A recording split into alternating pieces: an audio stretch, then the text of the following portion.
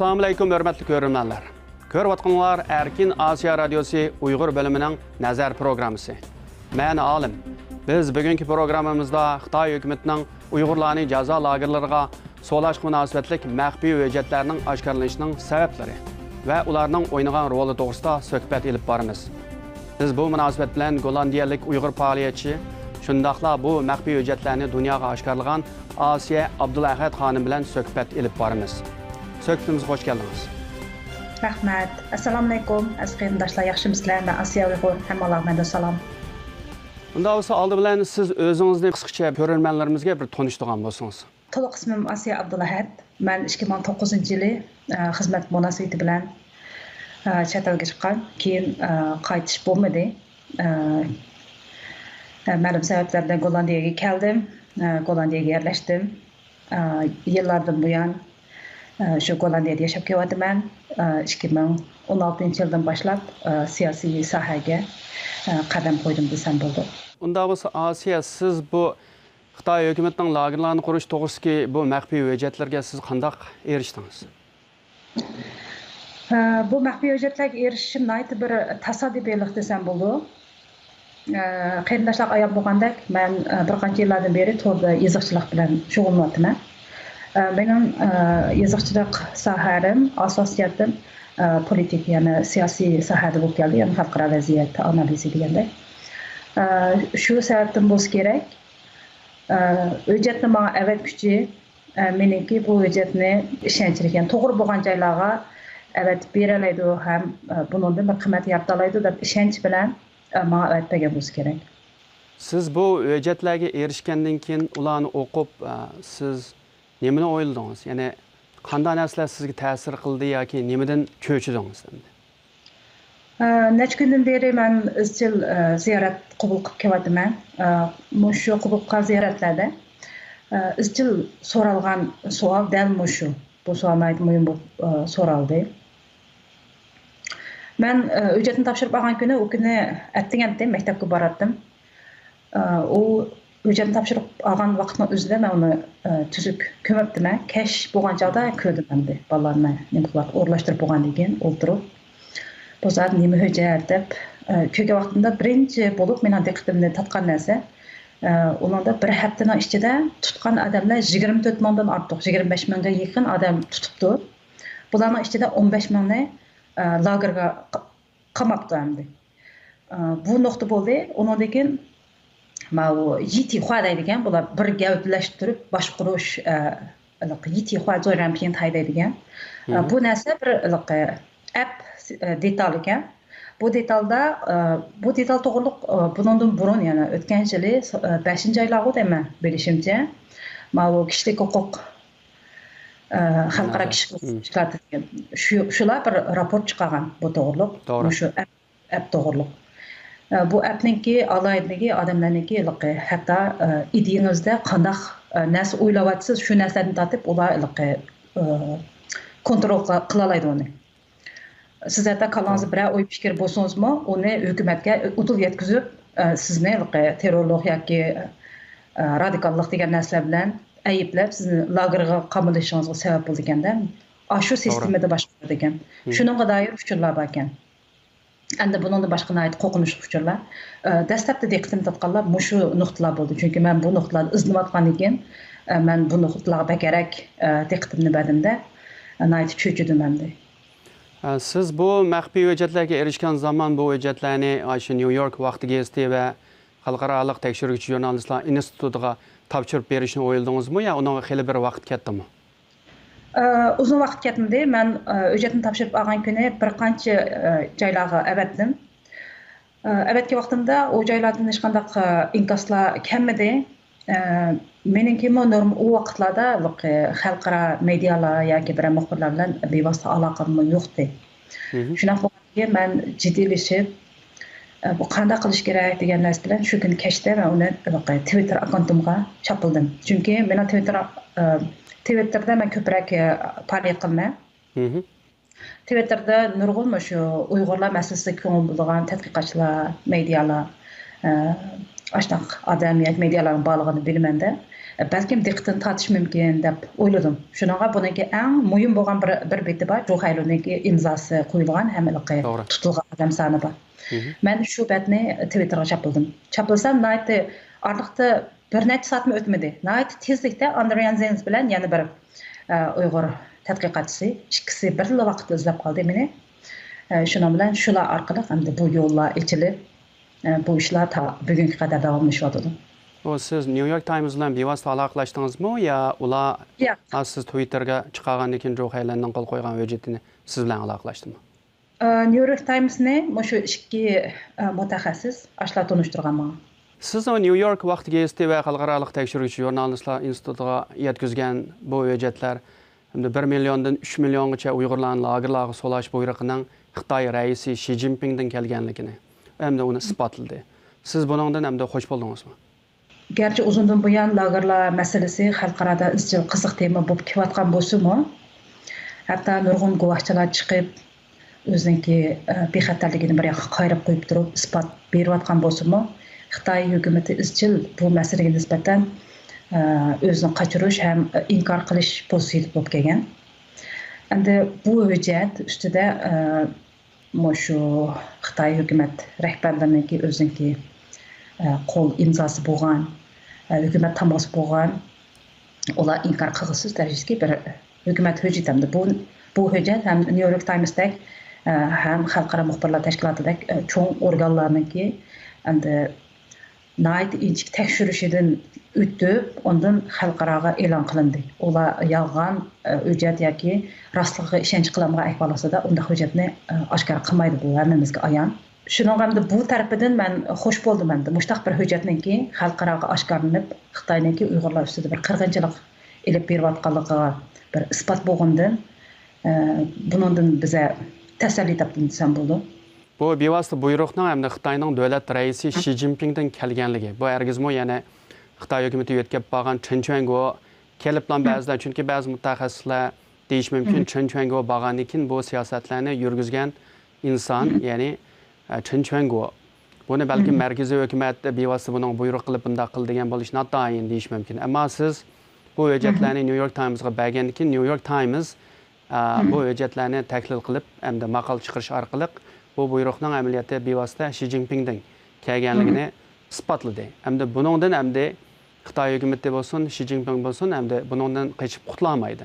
Hamda siz ta'minlaganligingiz uchun bu shu natijani yaratdi. Men demoqchi bo'lganim hamda shu o'zingiz yaratgan natijadan hamda ko'zlagan natijadan shuningdan bir rozi bo'ldingizmi demoqchi.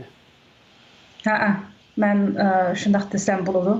Men izchil Xitoy hukumatining zodi bu lagerlar masalasini nima uchun o'tirib chiqarganligi, qachon o'tirib chiqarganligi, qanday sabablar bilan o'tirib chiqarganligi to'g'risida izchil izlanib kelyapman.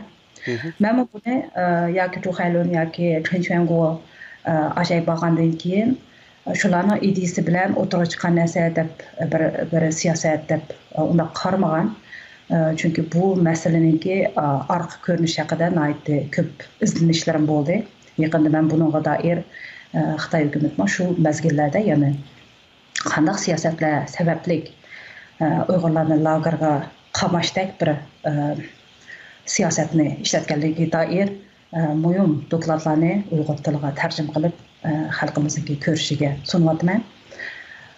Shundan bu qatam endi Xi Jinpingning buyrug'i bilan qilingan xalqaro hujjatlar isbotlanishi bu texmo mening qarashlarimning to'g'ri ekanligini isbotladi ham bundan ayt xush bo'ldim haqiqatan.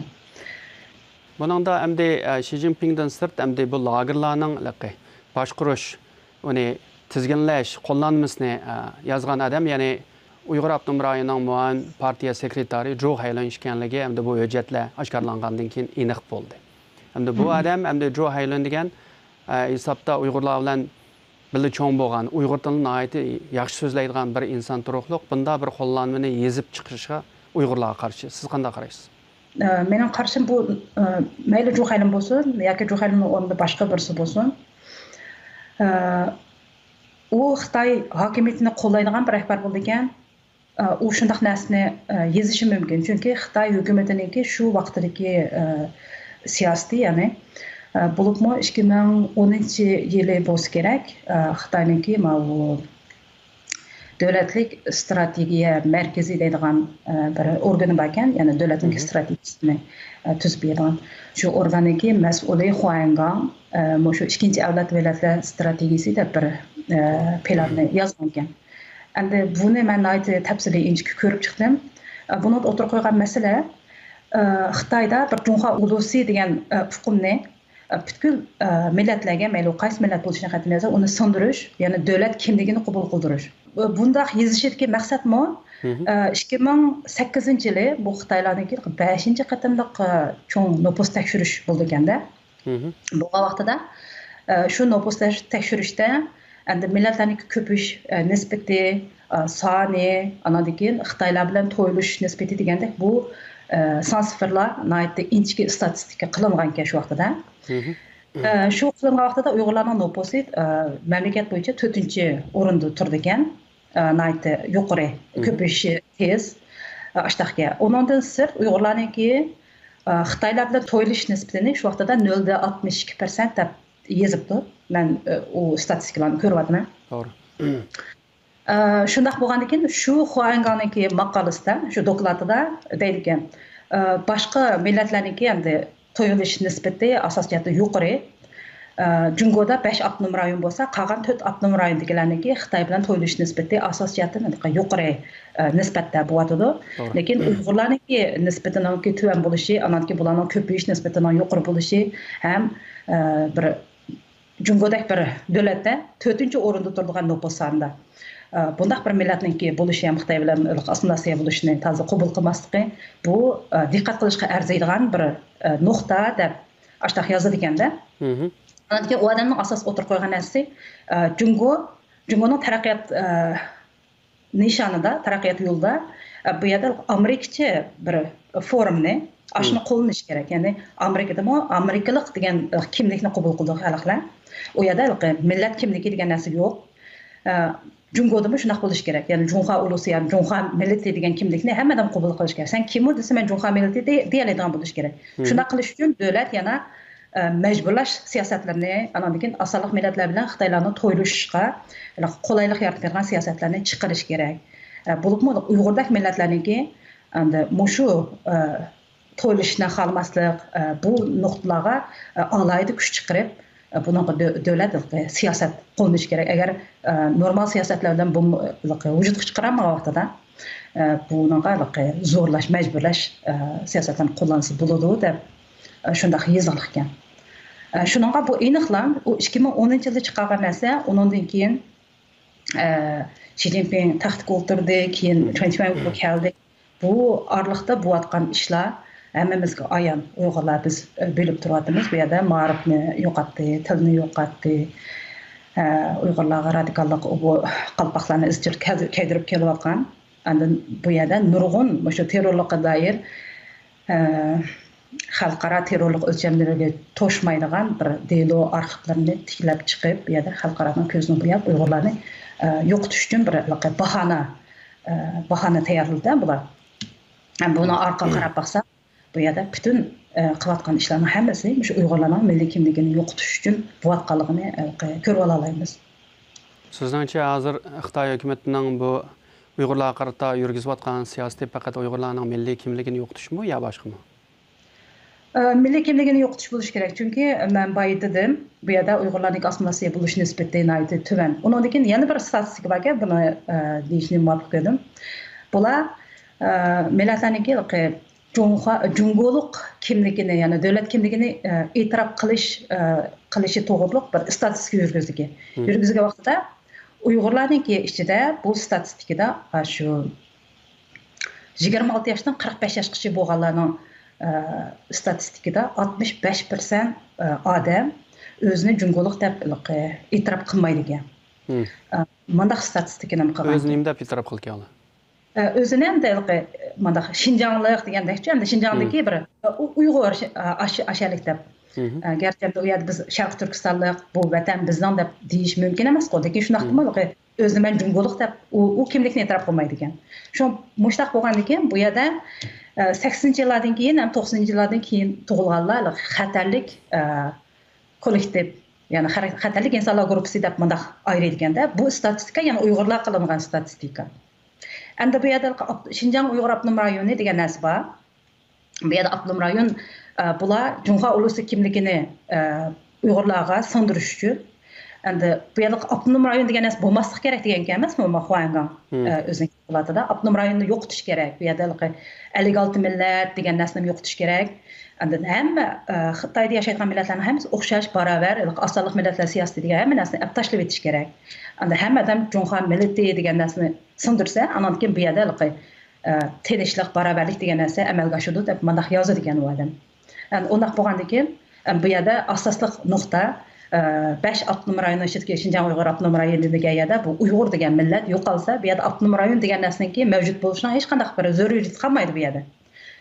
Bu yerdagi har qanday qirg'inchilik yoki har qanday bir jinoyatga Xitoyning mas'uliyatini surishtiradigan bir xalq bu yerda yo'qaydi vaqtida. Endi ularning maqsadi shu Uyg'urlarni yo'qotish. Men ozroq qadar o'zimning izlangan doirasida Xitoyning maqsadi shu Uyg'urlarni yo'qotish deb shunday qaradim. O Xitoy hukumati Uyg'urlarni yo'qotish orqali Şinjan Uygur Abnum rayoni deganni amaldan qoldimizmi? Markaziy hukumat hozir Xitoyning hozirgi vaziyati sababidan biz Abnum rayon tuzumini amaldan qoldirgan bo'ldik deb qaldırız bo'ldi. Undaq bevosita qoldiramiz deb qoldiramasligi mumkin. Chunki agar bir Abnum rayonni amaldan qoldirib etaman desa, bu yerda BDT yani xalqaro degan xalqaroga buningga mos keladigan bir sababni ko'rsatish kerak. Anan keyin Uyg'urlarning qarshiligiga u yerda uchirsa, u yerda Uyg'urlarning qarshiligi yo'lliq qarshilik bo'lib o'tirib chiqadi. Abnum rayon huquqidan olib tashlab etdi deganki Uyg'urlar bu yerda qarshilik chiqadi. Xuddi Kosovo, Bosniya u yerlardami shunday qarshilik bo'lgan. Kosovoning Abnum rayon huquqini olib tashlab etgan bir mazgil. Shu vaqtlardami ularning qarshiligi bo'lgan. Shunga o'xshash shunday qarshiliklarning oldini olish uchun anan keyin ishlarni pak-pakiz qilish uchun mushunaq bir tartiblarni boshdan kechirish kerak deb qaragan bo'lishi mumkin. Ammo hozir bu Uyg'urlarni 1 milliondan 3 million gacha Uyg'urni lagerlarga solab, qilish orqali hozir bu avtonomiya masalasi teg'imi bir murakkab bir masalaga aylanib, Uyg'urlarning masalasi bir Birlashgan Davlatlar Tashkilotida, Amerika Davlat Majlisida, Yevropa parlamentida davomli muzokara qilingan, hatto qaror ilingan bir darajaga yetdi. Bu amaliyot Xitoyga ziyon emasmi? Haqiqatan shunday. Lekin Xitoy men o'ylayman, Xitoy bunday bir natijaninki yuz berdigini oldin faraz qilmadi. Chunki biz qaraydigan bo'lsak 2017-yil Xi Jinping 19-qurultayda butun dunyoga Xitoy 2025-yil Shao deymiz. Shunday bir o'tirg'anlik saviyaga yetadi. Fan texnikada dunyoning oldiga o'tadi. 2050-yilda dunyodagi qudratli davlatga aylandi deb shunday bayonot bergan. Endi bunday bir bayonotni dunyoga qo'ymay beradigan shu vaqtlarda Xitoyniki masalan Shansonjo deydi, shunga o'xshash, shu Xuangan o'xshash ularningki olimlari Xitoyniki iqtisodiy 2015-yilda Xitoyning iqtisodi Amerikadan eshib ketgan. Ondan keyin Xitoyniki fan texnika jihatda hozir Amerikadan ustun turdi degandek ashuna qarashlarni o'tirib qo'yib, bu yerda Xitoy hokimiyatiningki strategik yo'nalishida xato yo'l ko'rsatgan degan shunday qarashlar bor. Men bu qarashni balkim to'g'ri bo'lishi mumkin deb qarayman. Chunki bir davlatning strategiyasida xato yo'nalishga manga vaqtida u shu yo'nalishning xatoligini bilmasa shu pet ketaverdi. Masalan, Xitoyni Amerikadan eshib ketdi degan bo'lsa, Xitoy hukumati shu biz Amerikadan eshib ketibdik degan nuqta bo'yicha o'ziniki keyingi qadamni davomlashtirdi. Hozir bu bo'layotgan natija shu. Undan keyin bu yerda Amerika bilan Xitoyningki orasida bir savdo urushi degan narsa o'tirib chiqib qoldi. Bu urush nurg'un analizlar buni iqtisodiy urush dedi, ba'zilar ideologiyalik urush dedi. Haqiqatan qaraydigan bo'lsak, mush urush sababli o'tirib chiqqan Xitoyningki xalqarada Amerika, G'arb ellariga qanchalik darajada singib kirganligi. Masalan, Huawei Zhongxiningki voqealari, onunga ergishib Xitoyningki josuslarningki o'tirib chiqishi, G'arb ellardagi siyosiy yo'llarningki Xitoy bilan bo'lgan aloqasiningki bara-bara oshkorlanishi, har xil josuslik harakatlarning oshkorlanishi, bu masala dunyoni Xitoy ustida qaytadan bir o'ynashga keldi. Chunki uning oldida hatto Amerikadagi dangliq masalan Xitoyshunos olimlarmi, Xitoy tadqiqotchilari demokratiyaniki mushu sistemaniki hozirgi dunyoninki ahvoliga mos kelamdi kelmamdi. Chunki demokratiya bo'lmay turibmi Xitoy taraqqiy qilib dunyodagi kuchli bir davlatga aylanadi. Vaqtida demokratiyaning roli nima? Vaqtida demokratiya hozirgi dunyodagi hamma davlatlarga mos keladigan birdan-bir siyosiy bir sistemmi emasmi? Mushu narsa nurg'un talash-tortishlar bo'lgan. Oqibat qanday bo'ldi? Bu savdo urushi bo'lgandan keyin nurg'un narsalar Xitoyning asli mohiyatini ichbadi. Bu lagerlar masalasi buni yuqori bir nuqtaga ko'tardi desak bo'ldi. Ya'ni savdo urushi ham Uyg'urlarningki masalasi nihoyatda yaxshi bir sharoitda bir-biriga mos holda dunyoda bir qiziq nuqta bir masalaga aylandida butun dunyo qiziqadigan ham Xitoyniki abdi basharni oshkorlaydigan. Undan keyin Xitoyniki bir yo'l bir balbaq strategiyasini buningki tashviqotida bular iqtisodiy mablag' bilan nurg'un davlatlarni setib olish andan keyin bu davlatlarda bularni iqtisodiy krizisga patrab qo'yish, hatto ba'zi davlatlar o'zlarining egilik huquqini shu Xitoyga berish degandek aşındaq ahvollar yuz berdi. Bu narsalar dunyoni cho'chitdi. Sizning demoqchi bo'lganingiz, ya'ni mush ishlardan sirt, ya'ni Xitoy hukumatining 1,3 million Uyg'urni lagerlarga so'lash masalasi, ya'ni Xitoy hukumatining qandaq bir hukumat ekanligini to'g'ri g'arb ellarda oshkorlab, hozir ham g'arbning bularga qarshi siyosat o'zgardi. Demak, shunami? Shunday. Siz unda bo'lsa, siz bu hujjatlarni hamda New York Times ve başka g'arb matbuotlarga bergandan keyin, ular chiqargandan keyin siz o'zingiz berishdan burun ko'zlagan bir maqsadlaringiz bo'lsa, siz shunga yetdim deb o'ylamsiz? Men o maqsadlarga yetdim deb o'ylamayman. Men buni bir isbot deb qarayman. Xalqarada Xitoyningki jinoyatini xalqaro sudga tortish ham Xitoyningki jinoiy javobgarligini surishtirish ham Uyg'urlar ustidagi bu zulmni to'xtatishda muhim rol o'ynaydigan ham rol o'ynaydigan deb qaraydigan bir muhim isbot deb qarayman. Shuna bu masala meniki yetmoqchi bo'lgan nishonim bundanmi yuqori bo'lgan, yaxshi bo'lgan bir natija bo'lgan deyman. Uyg'urlarniki bu zulmni oxirlashtirishga foydasi bo'lgudek. Siz bu maxfiy hujjatlarni hamda g'arb matbuotlariga berib, ular oshkorlagandan keyin Xitoy hukumatidan sizga bevosita yoki vositali tahdidlar keldimi? Medialar, sosyal medyalarda bo'ldi, haqorat, undan burunmi bo'lgan o'lim tahdidlari. Undan keyin hozirmi bo'yotdi davomli Twitter akkauntlarim o'g'irlanib turdi. Ana tahdid xatlarni topshirib olib turman. Bu bir normal ahvolga aylandi desam bo'ladi. Siz hozir o'zingizni Gollandiyada bexatar his qilasiz?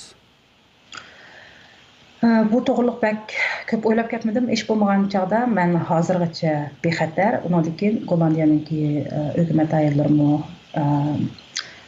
maxfiy soqchilar deydi. Soqchi idoralari hammasi bu ishlardan xabardor.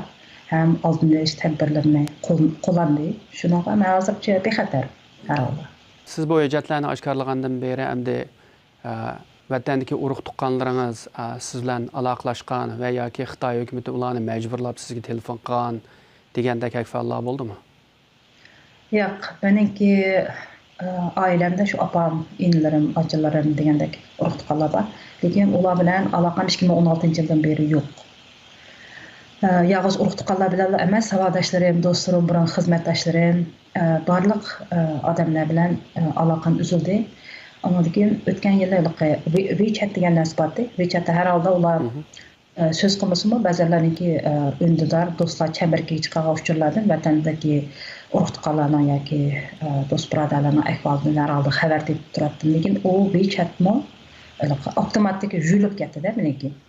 Shunaqa bo'lgan hech qanday aloqa yo'li qolmadi meni vatan bilan.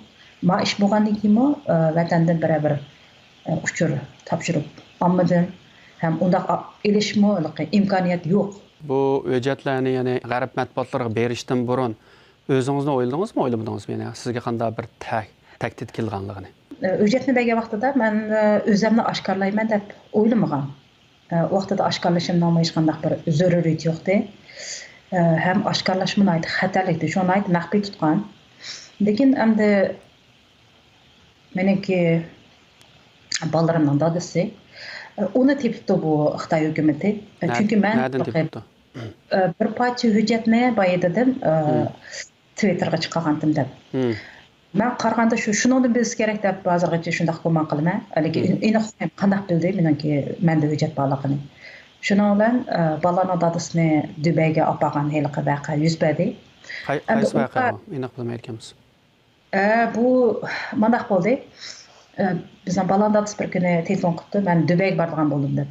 Shu o'ynamishga borsam meniki necha yillik bir og'aynam bordi. O ağaynisi men tanıttım, hem savaqdaşı, hem dostu degandek. Shu meni jiddiy Dubayga kelgan deb telefon qilibdi.